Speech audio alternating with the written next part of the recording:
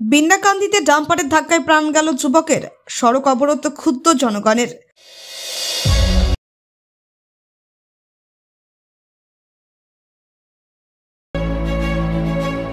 লক্ষ্মীপুরে ডাম্পারের ধাক্কায় ঘটনাস্থলে নিহত হলেন এক যুবক।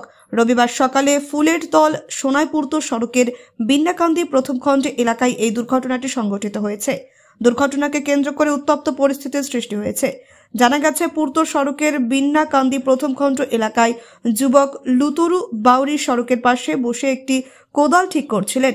হঠাৎ করে MZ01N6275 নম্বরের ডাম্পার এসে পিষে যায় তাকে। ঘাতক গাড়ি প্রথমে একটি সড়কে কাজ করা মেশিন গাড়িকে ধাক্কা মেরে নিয়ন্ত্রণ হারিয়ে লুতুরু বাউরিকে সজোরে ধাক্কা মেরে একটি বাড়ির দেওয়াল ভেঙে ঢুকে পড়ে। গাড়ির নিচে চাপা পড়ে লুতুরু বাউরি ঘটনাস্থলে প্রাণ হারান। এদিকে মৃতদেহ রাস্তার ওপর রেখে তীব্র প্রতিবাদ করেন স্থানীয়রা। অবরোধের ফলে দুপাশে শতাধিক যানবাহন আটকে পড়েছে।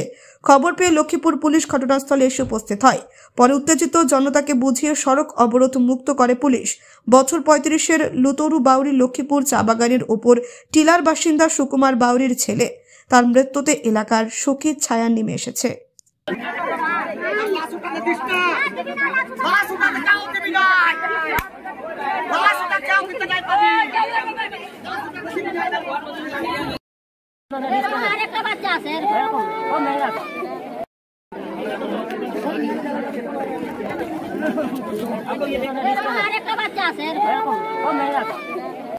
সেই দুর্ঘটনা যে গাড়িটি ঘটিয়েছে সেই গাড়িটি এখনো এখানে এমনভাবে আছে যে দেখলে বোঝা যাচ্ছে যে গাড়িটার ড্রাইভার খুব অবহেলাভাবে গাড়িটা চালিয়েছে এবং রাস্তায় না চালিয়ে সে মানুষের ঘরে গাড়িটি ঢুকিয়ে দেওয়ায় ঘরের ভিতরে থাকা লোকটি জখম হয়ে আজকে এখানে নিহত হয়েছে।